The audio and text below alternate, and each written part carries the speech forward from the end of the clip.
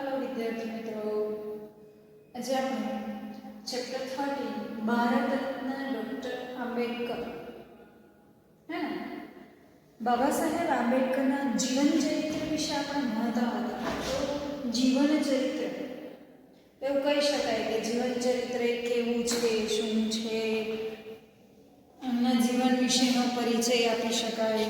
એમનું જીવન છે એ કેવું છે, તો જીવનનો પરિચય આપવા માટે એમના જીવન વિશેની વાત છે એ આ ગદ્યની અંદર કરવામાં આવેલી છે. એમના જીવન વિશેની વાત છે એ આ ગદ્યની અંદર કરવામાં આવેલી છે. તો આ ગદ્યની અંદર જીવન વિશેની વાત દર્શાવતા લેખિકા છે હાસ્યદા પંડ્યા. એ લેખિકા આપણને એમના જીવનનો પરિચય આપે છે.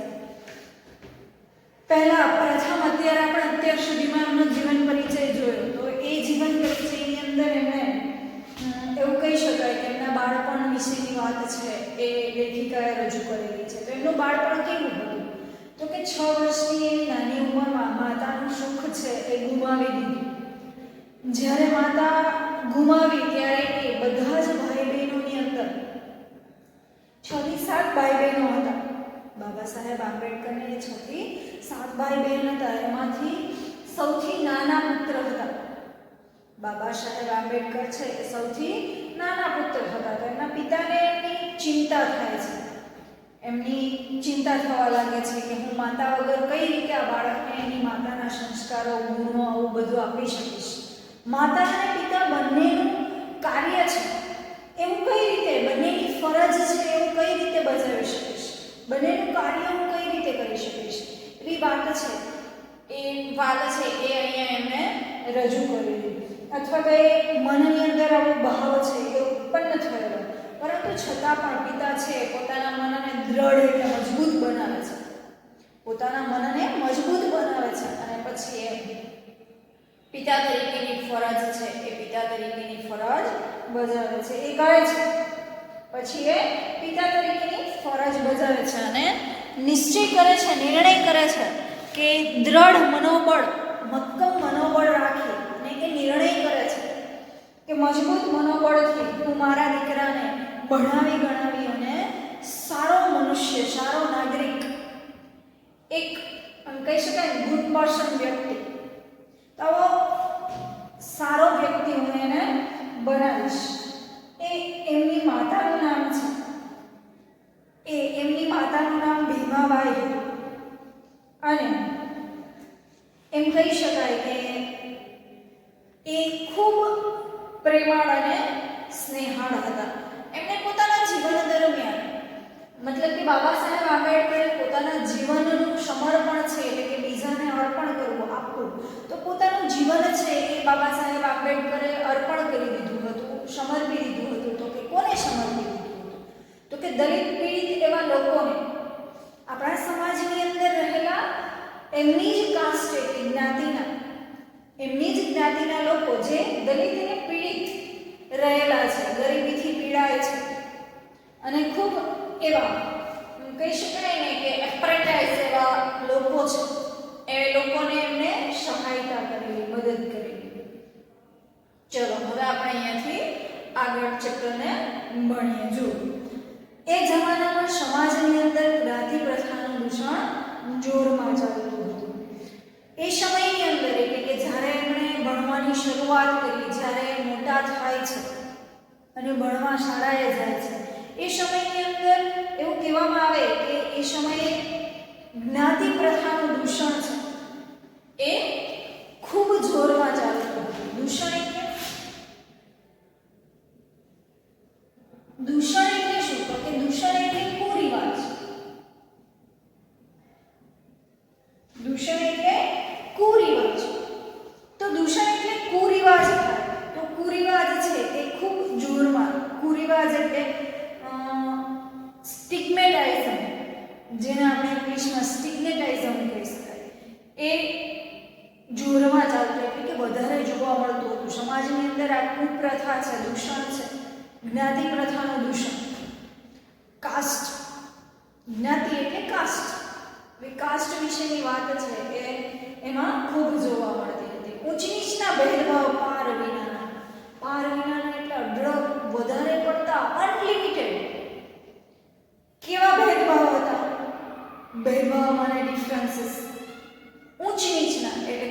અમીર ગરીબ છીએ, અમે છૂઆછૂતના ભેદભાવ એટલે કે મને અડકી ન શકાય, એને ન અડકાય, આવા જ્ઞાતિ પ્રથાના ભેદભાવ જોવા મળતા હતા. ભીમરાવને પણ ઘણું સહન કરવું પડ્યું અને ભીમરાવ છે એમણે ઘણું બધું સહન કરવું એટલે વેઠવું.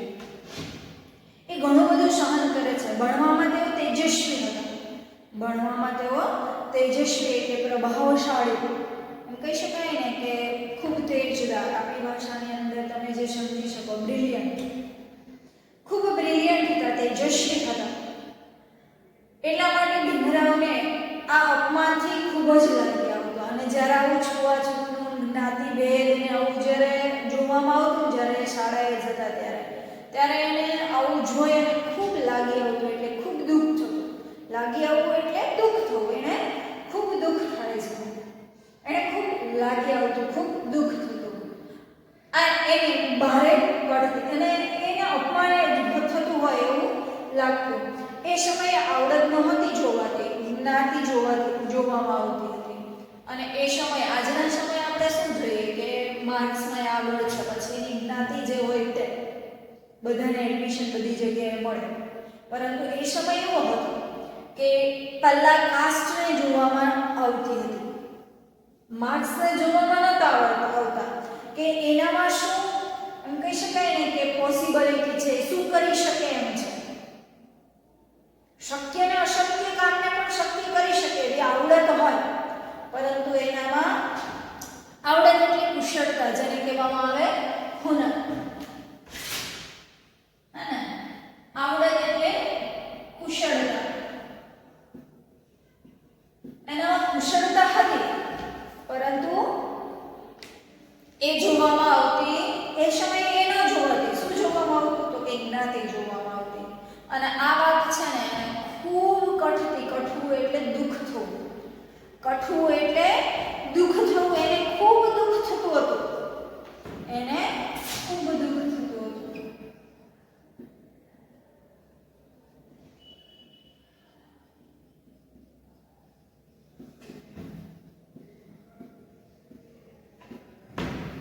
એને ખૂબ દુઃખ થતું હતું, એને ગમતું ન હતું. એ વાત છે, એ વાત એને ખૂબ ગમતું ન હતું, મતલબ કે એને ખૂંચતું હતું. કઠવું એટલે ખૂંચવું. આપણને ઘણી વખત ટીચર ખીજાય ન ગમે, એ આપણને ખૂંચે કે એ મને જ કેમ કહ્યા કરે, મને જ કેમ ખીજાય.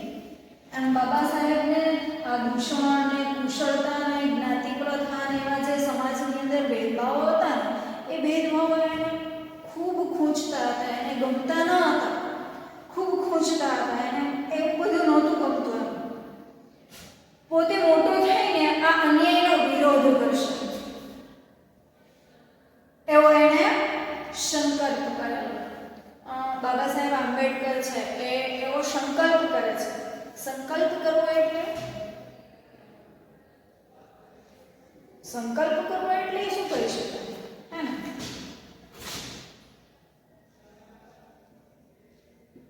અન્યાયની સામે વિરોધ કરવો, હે ને?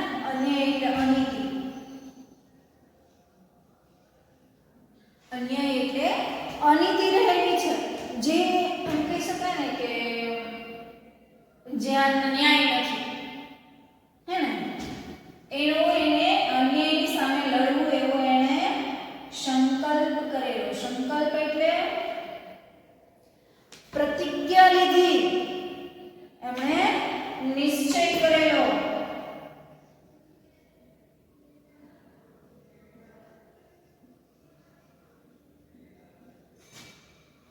એણે નિશ્ચય કરી લીધેલો. એણે કયો નિશ્ચય કરી લીધો? કે હું મોટો થઈશ ત્યારે હું આ અન્યાય, તો સમાજની અંદર જે જ્ઞાતિ પ્રથાના કુરિવાજો છે, જ્ઞાતિ પ્રથાનું જે દૂષણ રહેલું છે, કુરિવાજો રહેલા છે, એ કુરિવાજોનો હું નિશ્ચય કરું છું, નિર્ણય લઉં છું કે હું એ બધાનો વિરોધ કરીશ. વિરોધ કરવો એટલે એનો તિરસ્કાર કરવો, એની સામે તકરાર કરીશ, તિરસ્કાર કરીશ. રત્નને કઈ ઢાંક્યું રહે, જો અહીંયા આવો તિરસ્કાર કરતા એણે એક વાક્ય બોલેલું એ સમયે. શું? તો કે રત્ન. રત્ન એટલે હીરો. રત્ન એટલે આમ કહીએ તો હીરો, અને આમ કહીએ તો આભૂષણ. જે આભૂષણ છે, હીરો છે, જે ચમકતી વસ્તુ છે, ધાતુ છે, એ કંઈ ઢંકાયેલું રહે નહીં. એને ઢાંકી દો તો પણ એનો પ્રકાશ છે ચારે બાજુ ફેલાવાનો છે. એટલે રત્ન કંઈ ઢંકાયેલું રહે નહીં. ભીમરાવની પ્રતિભાથી પોરસાયેલા વડોદરાના મહારાજા સયાજીરાવ ગાયકવાડે, જો ભીમરાવની પ્રતિભા હતી અને એ પ્રતિભાથી કોણ પોરસાયેલા એટલે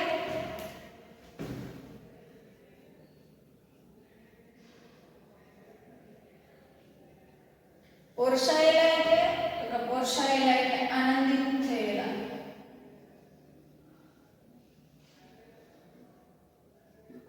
પોરસાયેલા એટલે આનંદિત થયેલા એવા મહારાજ સયાજીરાવ ગાયકવાડ, જે વડોદરાના મહારાજ હતા. એ સમયે રાજાશાહી હતી તો એ વડોદરાના મહારાજ હતા.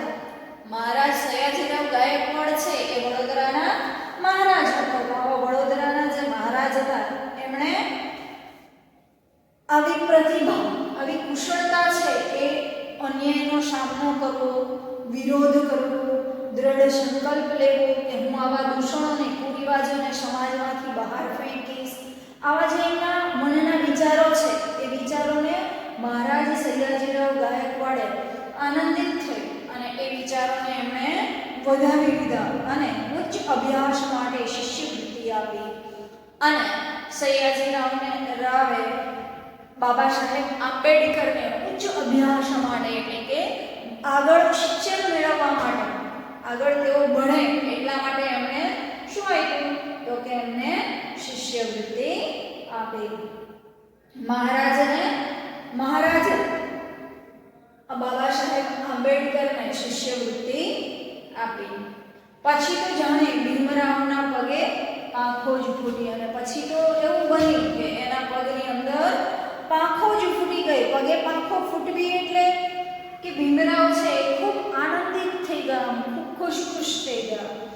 સ્નાતક થયા પછી ભીમરાવને તો તેમણે શિષ્યવૃત્તિ આપી મહારાજે ભણવા માટેની. એટલે તે શિષ્યવૃત્તિથી તેઓ સ્નાતક બની ગયા. સ્નાતક એટલે કે કોલેજ કક્ષાનું શિક્ષણ મેળવ્યું.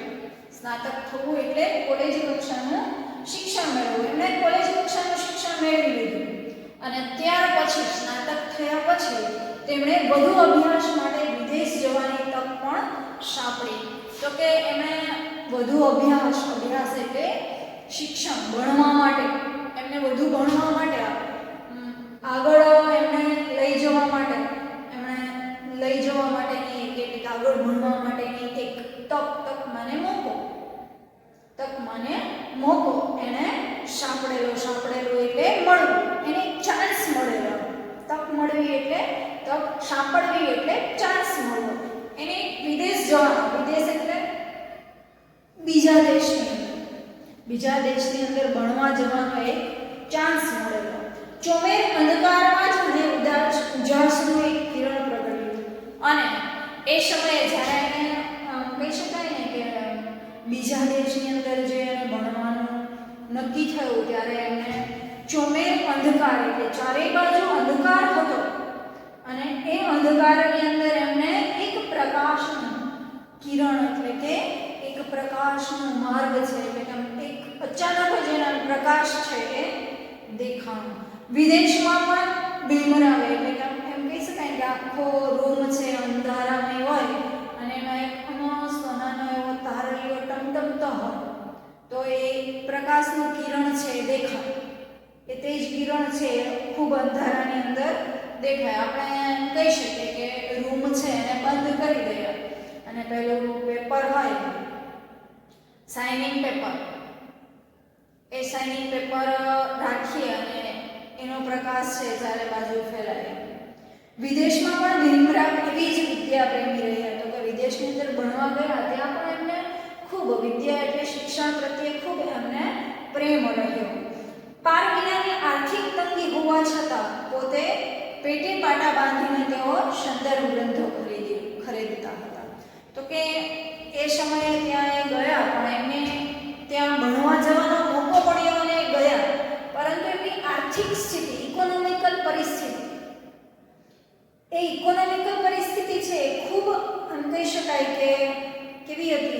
નબળી હતી, લો હતી. આર્થિક તંગી એટલે કહી શકાય કે લો ઓફ મની, હા, લેક ઓફ મની. તો આ પૈસાની ખૂબ તંગી રહેલી હતી, એક અછત હતી, એની પાસે ઓછા હતા. અને એણે પેટે પાટા બાંધી, પેટે પાટા બાંધવા એટલે ખૂબ જ દુઃખ વેઠવું. પેટે પાટા બાંધવા એટલે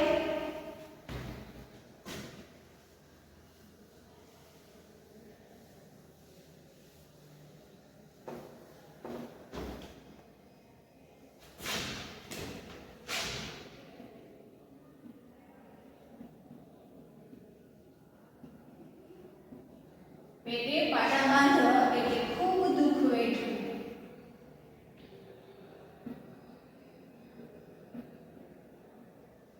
ખૂબ દુઃખને સહન કરવું. દુઃખને ખૂબ સહન કર્યું.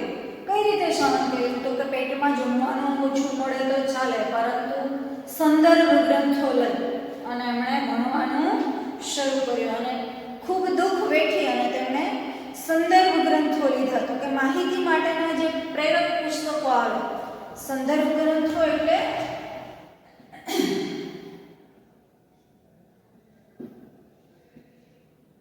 માહિતી માટેના પુસ્તકો.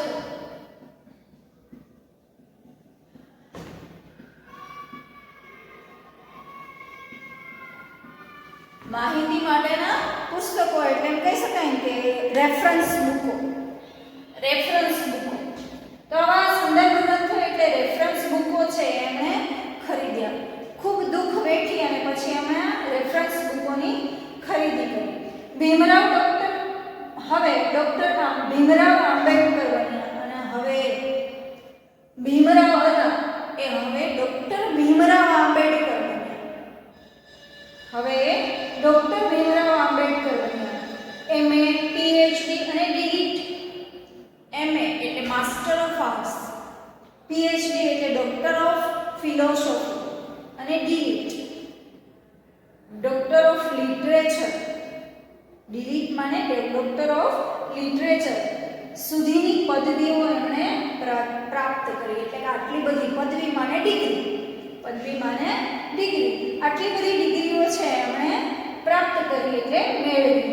કાયદો અને અર્થશાસ્ત્રનો અભ્યાસ એમણે લંડન જઈને કર્યો.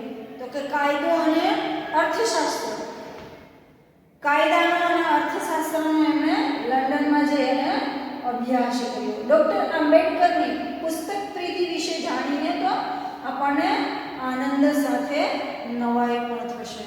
જો અત્યાર સુધી છે આપણે કઈ રીતે શિક્ષણ મેળવ્યું એ કીધું, અને એ શિક્ષણ મેળવવા પાછળ આપણે જોયું કે એમણે ખૂબ દુઃખ સહન કર્યું.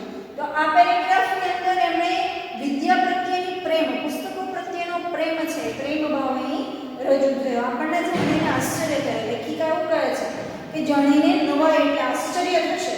સમયનું મૂલ્ય તેઓ સમજ્યા હતા કે બાબા સાહેબ આંબેડકર છે એ સમયનું મૂલ્ય, સમય કેટલો કિંમતી છે, ટાઈમ ઇઝ મની, ટાઈમની કિંમત શું છે, સમયની કિંમત શું છે એ વાતને એ સમજી ગયા હતા.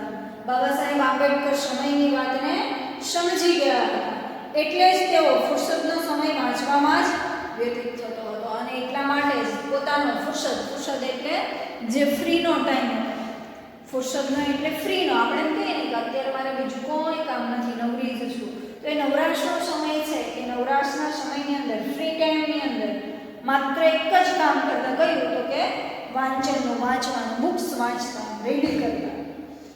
અનુકૂળતા થાય કે તરત જ તેઓ પુસ્તકોની દુકાને પહોંચી જતા. અને અનુકૂળતા થાય, જો એને અનુકૂળ હોય એટલે કે જ્યારે સમય મળે અને ટાઈમ મળે ત્યારે અનુકૂળતા પ્રમાણે એમ કહે ને કે એડજસ્ટમેન્ટ પ્રમાણે એ એડજસ્ટ કરી પોતાના સમયને અને તરત જ પુસ્તકની દુકાન હોય ત્યાં એ પહોંચી જતા. આશરે 2000 જેટલા દુર્લભ ગ્રંથોનો એમણે સંગ્રહ કર્યો હતો. આશરે એમની પાસે સંદર્ભ ગ્રંથ તરીકેના પુસ્તકો, મતલબ કહી શકાય ને કે જે રેફરન્સ બુકો તરીકેના પુસ્તકો હોય ને એવા પુસ્તકો એણે 2000 જેટલા, મતલબ 2000 જેટલા, 2000 એટલે 2000 જેટલા એણે ભેગા કર્યા હતા. સંગ્રહ કર્યો, સંગ્રહ કરવો એટલે ભેગા કરવાને ભેગા કર્યા હતા. પેટની ભૂખ વેઠીને પુસ્તક ખરીદનાર વ્યક્તિ મહાન કાયદાશાસ્ત્રી ન બને તો જ નવાય. તો કે પેટની ભૂખ વેઠી અને કોઈ વ્યક્તિ છે એ કાયદાશાસ્ત્રી ન બને તો જ નવાઈ થાય. નવાઈ એટલે આશ્ચર્ય બને. પરંતુ એને તો પેટની ભૂખ વેઠી હતી બાબા સાહેબ આંબેડકર, એટલે એ જો કાયદાશાસ્ત્રી ન બને તો એમણે નવાઈ ન થાય. ડૉક્ટર બાબા સાહેબ તો એવા પુસ્તક પ્રેમી કે દુર્લભ પુસ્તક મેળવવા વહેલી સવારે માઇલો લગી ચાલીને વાંચનાલયે જતા. બાબા સાહેબ એટલું બધું પુસ્તકમાં પ્રેમ ધરાવતા હતા, વાંચવામાં પ્રેમ ધરાવતા હતા કે માઇલો એટલે કે ઘણા બધા અંતર સુધી, કિલોમીટર સુધી એ સવારના સમયની અંદર વાંચવા માટે એના જ્યાં એ રહેતા હતા એ સ્થળેથી ઘણું બધું દૂર હોઈ શકે. પુસ્તકાલય, વાંચનાલય અને પુસ્તકાલય, બુકની જે પુસ્તકાલય કહી શકાય, બુક સંગ્રહ, ત્યાં જઈ અને એ વાંચતા હતા. મોડી સુધી વાંચનાલયમાં બેસીને વાંચ્યા કરે, ત્યાંથી પાછા આવીને પાછું વાંચવાનું. છે ને નવાઈ ભરી વાત. તો કે પુસ્તકાલયમાં જઈને તો વાંચે, પરંતુ ત્યાંથી ઘરે આવે તો બી ઘરે આવીને વાંચવાનું જ કામ કરે, બીજું કોઈ એની પાસે કામ ન મળે. છે ને આ આશ્ચર્યભરી વાત વિદ્યાર્થી મિત્રો. તો આવી રીતે એમના જીવનના પ્રસંગોની અંદર આવી અનેક બાબતો છે એ સંકળાયેલા. અત્યાર સુધી આપણે એમનું જીવન જોયું કે નાના હતા ત્યારે કેવું દુઃખ વેઠ્યું, કઈ પરિસ્થિતિની અંદર તેઓ ભણ્યા, એમણે કઈ પરિસ્થિતિની અંદર શિક્ષણ મેળવ્યું, ટીચિંગ પ્રાપ્ત કર્યું, અને હવે પછી છે એમણે સમાજને પોતાનો જે ઉપયોગી દુર્લભ એવો સમય આપેલો છે, સમય વિશેની વાત છે કરવામાં આવેલી છે. તો વિદ્યાર્થી મિત્રો, હવે આપણે આગળના વિડીયો લેક્ચરની અંદર એમના વિશેની માહિતી મેળવીશું. અસ્તુ.